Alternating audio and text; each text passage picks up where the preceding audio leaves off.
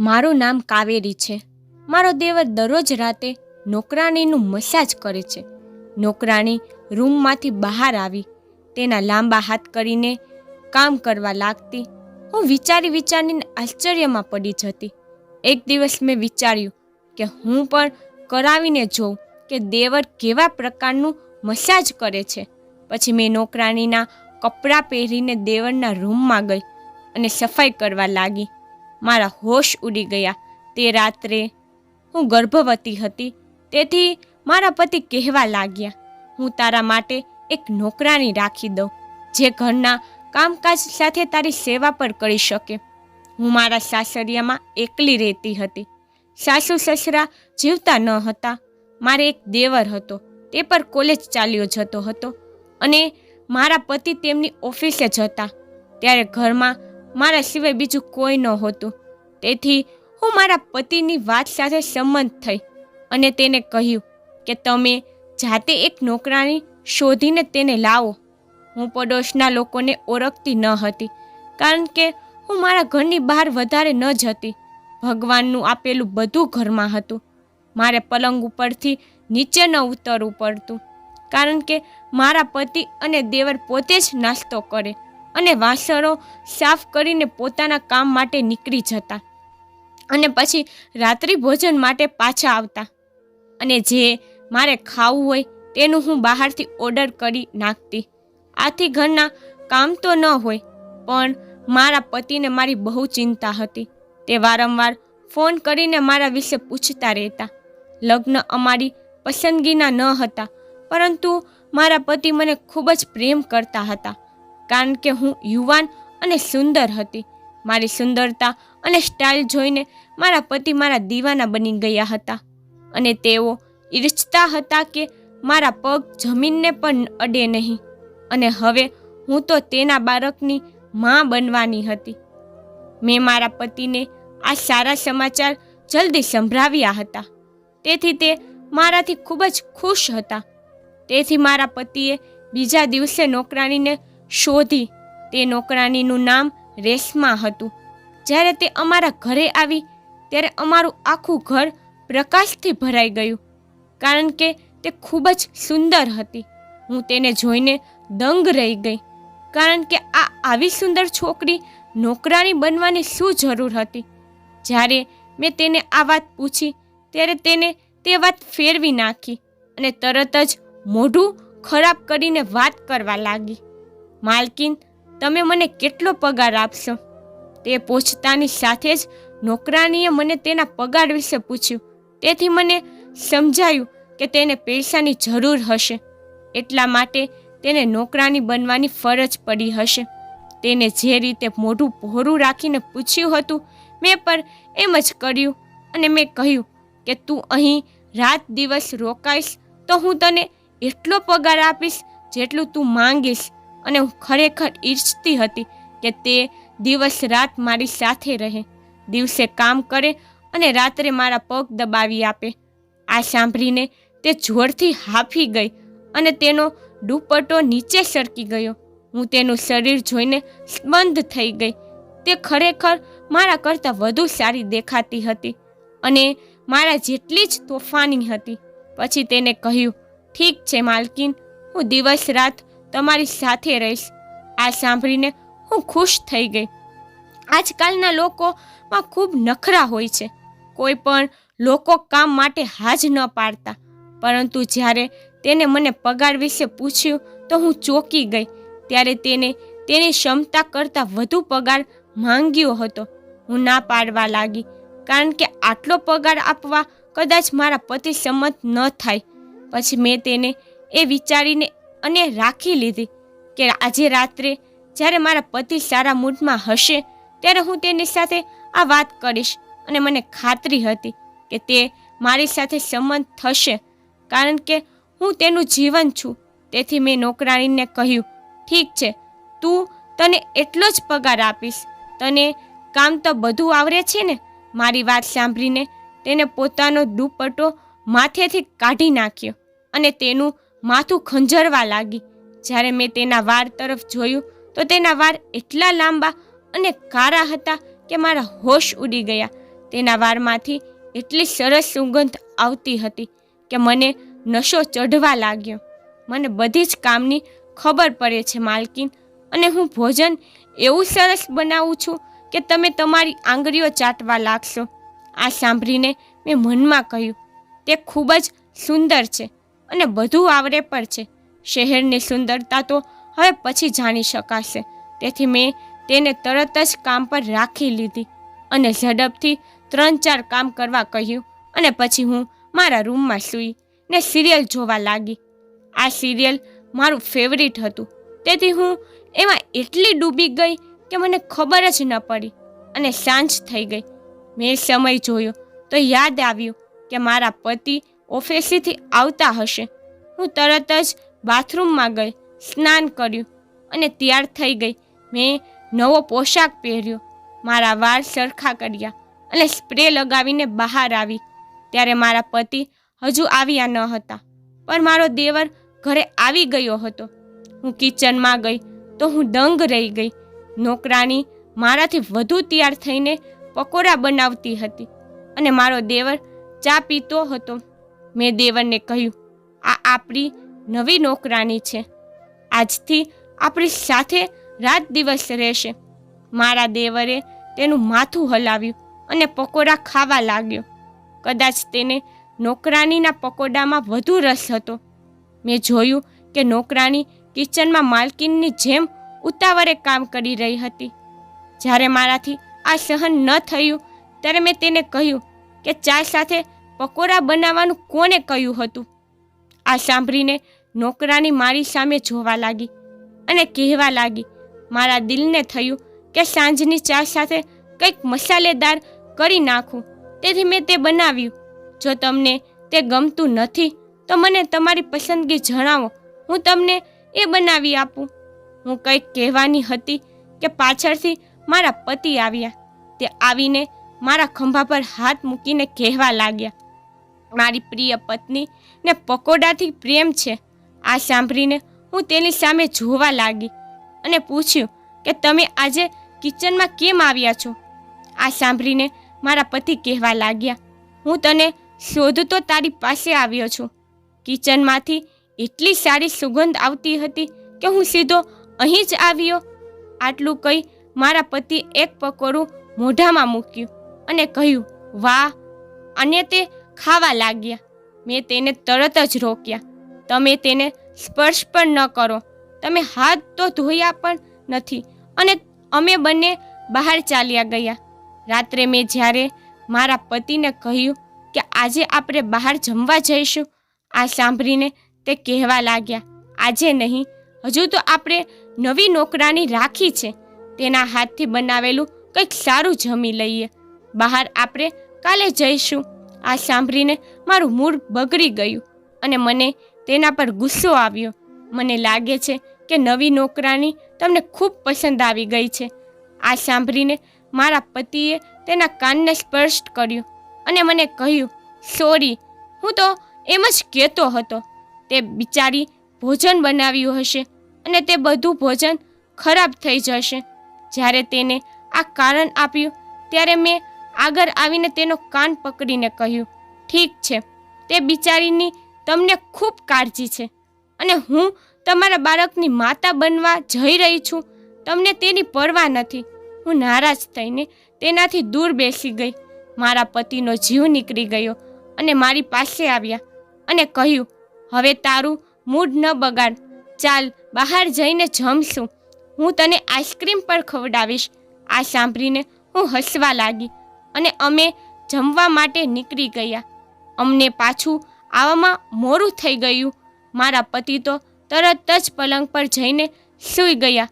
પછી હું રસોડામાં ગઈ, જ્યાં બધું ધોવાઈને સાફ કરવામાં આવ્યું હતું. જ્યારે મેં ફ્રીજનો દરવાજો ખોલ્યો ત્યારે બિરયાનીની ખુશ્બુ એ મને ચાલતા અટકાવી દીધી. મેં ચમચો ઉપાડીને બિરયાની મોઢામાં મૂકી ત્યારે મારે માનવું પડ્યું કે તે સ્વાદિષ્ટ ભોજન બનાવે છે. મેં ફ્રીજ બંધ કર્યું અને સવારના નાસ્તામાં ખાવાનું વિચાર્યું. અમે નોકરાનીને કીધા વગર ગયા હતા, તે માટે તેને બિરયાની વધુ બનાવી નાખી હતી. પછી મને યાદ આવ્યું કે હું નોકરાનીના રૂમમાં તપાસી લઉં. મેં સવારે જ તેનો રૂમ બતાવ્યો, તેથી તે સૂવા માટે પોતે જ ચાલી ગઈ. હું રસોડામાંથી બહાર આવી અને રૂમના દરવાજા પર હાથ મૂક્યો. મને તેને જોવાની ઈચ્છા હતી કે તે જાગતી હશે કે સૂતી હશે, પણ દરવાજો અંદરથી બંધ હતો, તેથી હું મારા રૂમમાં આવીને સૂઈ ગઈ. સવારે મારી આંખ થોડી મોડી ખુલી. મારા શરીરમાં મને સુસ્તી જેવું લાગી રહ્યું હતું. હું નાવા વગર બહાર આવી અને નોકરાની રસોડામાં હતી. મેં તેને પૂછ્યું, મારા પતિએ નાસ્તો કરી લીધો છે? આ સાંભળીને તેને જવાબ આપ્યો, હા, પરાઠા ચા મારા પતિ દરરોજ આ નાસ્તો લેતા હતા. તેથી જ મેં આ વાત નોકરાનીને કહી. પછી મને મારા દેવરનો વિચાર આવ્યો. તેને કહ્યું, હા, તેને ખાલી ચા જ પીધી છે. તે સવારે નાસ્તોમાં ખાલી ચા જ પીવે છે અને તે કામ પર ચાલ્યો જતો. જ્યારે હું આ કામમાંથી મુક્ત થઈ ત્યારે હું નોકરાની તરફ જોવા લાગી. આજે પણ તે ખૂબ જ તૈયાર હતી. આજે તેને તેના વાળ બાંધ્યા હતા અને રંગબેરંગી ડ્રેસ પહેર્યો હતો. તેને મને નાસ્તો કરવાનું કહ્યું ત્યારે મને આગલી રાતની બિરયાની યાદ આવી ગઈ. મેં તેને ફ્રીજમાં રાખેલી બિરયાની ગરમ કરવા અને ચા સાથે મને આપવા કહ્યું. આ સાંભળીને તે કહેવા લાગી, મને ખબર ન હતી કે તમે બંને બહાર ખાઈને આવશો, તેથી મેં વધારે બિરયાની બનાવી નાખી હતી. આ સાંભળીને મેં તેને કહ્યું કે બિરયાની મોટા ભાગે અમારા ઘરમાં બને છે. સવારનો નાસ્તો પણ અમે તેની સાથે કરીએ છીએ. આ સાંભળીને તેને મને ગરમ કરીને બિરયાની આપી અને કહેવા લાગી, હું તમારો રૂમ સાફ કરી આપું. એ સમયે મને યાદ આવ્યું. મેં કહ્યું, તને રૂમ ગમે છે ને? તારો પલંગ તો સારો છે ને? જ્યારે મેં પૂછ્યું, તેને કહ્યું, હા, તે સારું હતું, પરંતુ રૂમમાં બાથરૂમ એટલું સારું નથી. મને ગરમ અને ઠંડુ બંને પાણીથી સ્નાન કરવું ગમે છે, કારણ કે હું ગરમ પાણીથી સ્નાન કરું છું અને હું ઠંડા પાણીથી માથું ધોઉં છું. આટલું કહીને તે કિચનમાંથી બહાર નીકળી ગઈ અને હું તેની આ વાત સાંભળીને હસવા લાગી. આ તો એવી રીતે કહે છે કે જાણે આ ઘરની નોકરાની નહીં, મહારાની હોય. તેમ છતાં બિરયાની ખાતી વખતે લાંબા સમય સુધી હું હસતી રહી. એક દિવસે હું થાકી ગઈ હતી, તેથી મેં બપોર સમયે નોકરાનીને મારા રૂમમાં બોલાવી અને મેં કહ્યું કે હું રાતે બહાર ગઈ તો તેના કારણે મને આખા શરીરમાં દુખાવો થાય છે, તેથી મને મસાજ કરી દે. આ સાંભળીને તે મારી પાસે બેડ પર બેસી ગઈ અને મને માલિશ કરવા લાગી અને મસાજ કરતા કહેવા લાગી કે તમે તમારા પતિ પાસેથી મસાજ કરાવો. આ સાંભળીને મને શરમ આવી અને મેં કહ્યું, તું અજાણી છો, પણ તું બેશરમ જેવી વાતો કરશ. આ સાંભળીને તે હસીને કહેવા લાગી, માલકીન, મેં ઘાટનું પાણી પીધું છે, કેટલાયના ઘરે કામ કર્યું છે, કેટલીક માલકીન ફેરવી છે અને તેના બધા રહસ્યો અહીં મારી છાતીમાં છુપાયેલા છે. આ સાંભળીને હું ચોંકી ગઈ. શું છોકરીઓ પણ તેના પતિ પાસેથી મસાજ કરાવે છે? આ સાંભળીને તેને કહ્યું, હા, ઘણી વખત સ્ત્રીઓ પોતાના પતિ પાસેથી પગ દબાવે છે, તેઓ મસાજ કરાવે છે. હકીકતમાં આ દિવસોમાં આ અમીર માલકીન પર તેના નોકરો દ્વારા મસાજ કરાવે છે. આ સાંભળીને મને શરમ આવી. આ નોકરાણી હતી, ઘણા ઘરોમાં કામ કરતી હશે તો તેને આ બધું થતું જોયું હશે. તે પછી તે મને લાંબા સમય સુધી માલિશ કરી અને પછી કિચનમાં ગઈ. જ્યારે રાત પડી ત્યારે અમે બંને પતિ પત્ની સૂઈ ગયા. હું મારા પતિ તરફ વળી અને પીડાથી કહ્યું કે આજે હું ખૂબ જ થાકી ગઈ છું. આ સાંભળીને મારા પતિ કહેવા લાગ્યા, ચાલ, હું તને ડૉક્ટર પાસે લઈ જાઉં. આ સાંભળીને હું ડરી ગઈ. મેં વિચાર્યું હતું કે આજે રાત્રે હું તેમની પાસેથી મસાજ કરાવી લઈશ, પરંતુ મારા પતિએ તો જ્યારે ડૉક્ટર વિશે વાત કરી ત્યારે હું અંદરથી સળગી ગઈ. ખબર નહીં કે એવી સ્ત્રીઓ કોણ છે જેના પતિ આ કામ પર કરે છે. હું પાછી બીજી તરફ વળી ત્યારે મને યાદ આવ્યું કે હું નોકરાનીને દૂધ ગરમ કરીને મને આપવા કહું. હું ઊભી થઈ અને નોકરાનીના રૂમમાં ગઈ. મેં ધીમેથી એને અવાજ આપ્યો, પણ તેને જવાબ ન આપ્યો. એવું લાગતું હતું કે તે રૂમમાં પણ નથી. આ જોઈને હું આશ્ચર્યમાં પડી ગઈ. હું કિચનમાં જવાના બદલે મારા રૂમમાં આવીને સૂઈ ગઈ. હું સવારે વહેલી જાગી ગઈ. તેથી મેં દેવર અને મારા પતિ સાથે નાસ્તો કર્યો. ખબર નહીં કે આ નોકરાનીમાં આટલી સુંદરતા ક્યાંથી આવી હશે. તે સ્નાન કરીને વહેલી સવારે તૈયાર થઈ જતી, જાણે કે તે પરિણીત હોય અને તેના પતિને પ્રભાવિત કરવા માટે આવા નવા કપડાં પહેરતી હોય. ખબર નહીં કે આ કોને બતાવવા માટે આટલી તૈયાર થતી હશે. મેં મારા કપડાં તરફ જોયું. હું નોકરાની જેવી દેખાતી હતી અને તે માલકીન જેવી દેખાતી હતી. મેં ખરાબ ચહેરો કર્યો ત્યારે મારા પતિએ જોયું અને કહેવા લાગ્યા, શું તારી તબિયત સારી નથી? તો હું તને ડૉક્ટર પાસે લઈ જઈશ. આ સાંભળીને મેં તરત કહ્યું, ના ના, તમે ઓફિસે જાઓ, હું નોકરાની સાથે ચાલી જઈશ. મારા પતિ અને દેવર જતાં જ હું નોકરાની સાથે મારી સાથે લઈને ડૉક્ટર પાસે ગઈ. તેને 2-3 દવાઓ લખી આપી. ડૉક્ટરનું તો ખાલી બહાનું હતું. સાચું એ હતું કે હું બજારમાંથી મારે કંઈક વસ્તુઓ ખરીદવી હતી. મેં નોકરાનીને મારી સાથે બજારમાં આવવાનું કહ્યું.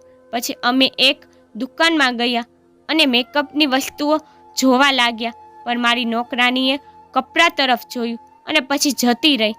તેને જોઈને હું સળગી ગઈ. તે જોતી તો એમ હતી કે જાણે તેને તરત જ ખરીદી લેશે. હું તેની ઓકાત પર હસવા લાગી. મેં દુકાનદારને કહ્યું કે મને આ વસ્તુ પેક કરી આપે. હું મેકઅપની કિંમત પર દુકાનદાર સાથે ઝઘડો કરવા લાગી, પરંતુ નોકરાની ગાયબ થઈ ગઈ. તેને તેના ખંભા પર એક બાજુનો બેગ રાખ્યો હતો, પરંતુ તે મને પહેલાં ખાલી લાગતો હતો અને હવે જ્યારે મેં તે બેગ તરફ જોયું તો મને આશ્ચર્ય થયું કે તે હવે ભરેલો હતો. હું બોલી નહીં, પણ મનમાં શંકા જાગી ગઈ હતી. તેથી ઘરે જતી વખતે મેં નક્કી કર્યું કે હું કોઈક રીતે તેનું બેગને હું ચોક્કસપણે તેને ખોલીશ અને જોઈશ કે તે બેગમાં શું છુપાવેલું છે. ઘરે પહોંચતાની સાથે જ તે તેના રૂમમાં ચાલી ગઈ, જેથી તે તેને ક્યાંક છુપાવી શકે. તેથી હું પણ તેની પાછળ ગઈ. મેં જઈને બહાનું કાઢ્યું કે મારી તબિયત ફરી બગડી રહી છે. તું કિચનમાંથી પાણી લઈ આવ, હું હમણાં એક ગોળી ખાઈ લઉં. આ સાંભળીને તે ડરી ગઈ. તેનું બેગ પલંગ પર રાખી અને કિચન તરફ દોડી. જ્યારે મેં તેને ખોલ્યું તો મેં મારી સામે લાલ રંગનો લહેંગો જોયો. આ લહેંગાની કિંમત ઓછામાં ઓછી 25,000 રૂપિયાની તો હતી. આ મામૂલી નોકરાની પાસેથી 25,000 રૂપિયા ક્યાંથી આવ્યા?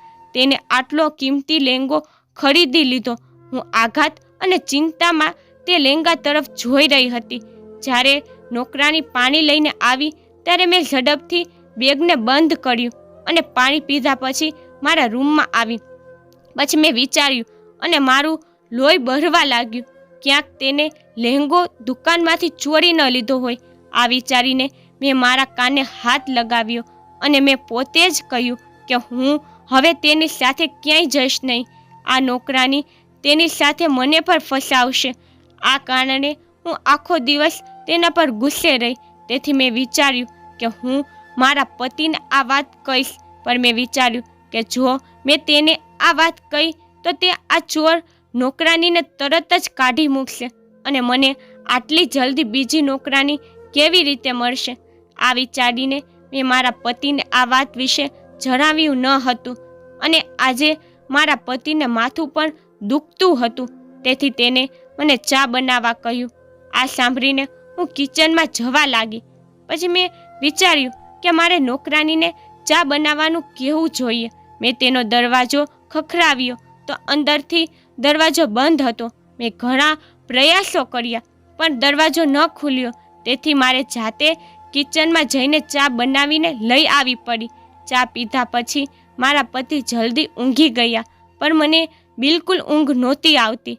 હું ડૉક્ટરની દવા લેતી હતી, તેથી જ હું રાત્રે ખૂબ જ ચિંતિત રહેતી હતી. બાથરૂમ જવા માટે વારંવાર ઉઠવું પડતું હતું. મધ્યમ રાત્રિએ મારી આંખો ખુલી ત્યારે મેં બારીમાંથી બહાર હોલમાં કોઈને જોઈ. જ્યારે મેં ધ્યાનથી જોયું તો ત્યારે હું ચોંકી ગઈ, કારણ કે તે મારી નોકરાની હતી અને તે દુલ્હનના રૂપમાં હતી. તેને એ જ લહેંગો પહેર્યો હતો જે તેને આજે સવારે ચોરી લીધો હતો. આ જોઈને મને ડર લાગવા લાગ્યો. મને ખબર નથી કે આ નોકરાની હતી કે કોઈ ડાકણ. હું ડરીને સૂઈ ગઈ. સવારે નાસ્તો કરવા હું કિચનમાં ગઈ ત્યારે નોકરાની પૂછવા લાગી, તમે આજે ખૂબ જ થાકેલા દેખાઈ રહ્યા છો, તમને સારું તો છે ને? આ સાંભળીને મને રાતની ઘટના યાદ આવી ગઈ. મેં તેને કહ્યું કે હું ઠીક છું. પછી તે વાસણો ધોવા લાગી. પછી ત્યારે મેં તેને પૂછ્યું, તને કોઈની આત્મા તો નથી આવતી ને? મારી વાત સાંભળીને તે હસવા લાગી. તેને કહ્યું, મારી પાસે જે ડાકણ આવશે ને તે મને જોઈને જ ભાગી જશે. આ સાંભળીને હું વિચારવા લાગી, પછી તે કોણ હશે? મને એ નોકરાની પર શંકા હતી. મેં નિર્ણય લીધો કે હું આજ રાતે એ જોઈને જ રહીશ કે મારી નોકરાની રાતે તેના રૂમમાં હોય છે કે નહીં. પછી સાંજ થતાં જ મેં તેના રૂમની બારી થોડી ખોલી નાખી અને પછી તેના પર પડદો રાખી દીધો જેથી તેને શંકા ન જાય. રાત થયા બાદ હું મારા રૂમમાં બહાર આવી અને નોકરાનીના રૂમની બારી પરથી અંદર કૂદી ગઈ.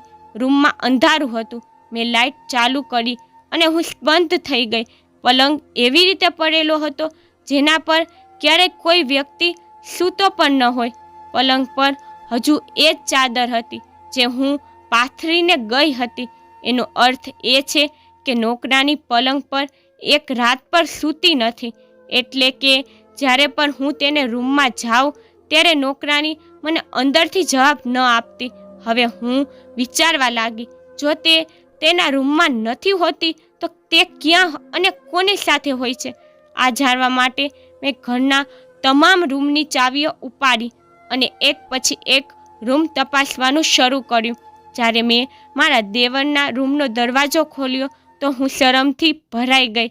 મેં જોયું કે મારી નોકરાની મારા દેવરના પલંગ પર પડીને તેની પાસેથી મસાજ કરાવતી હતી.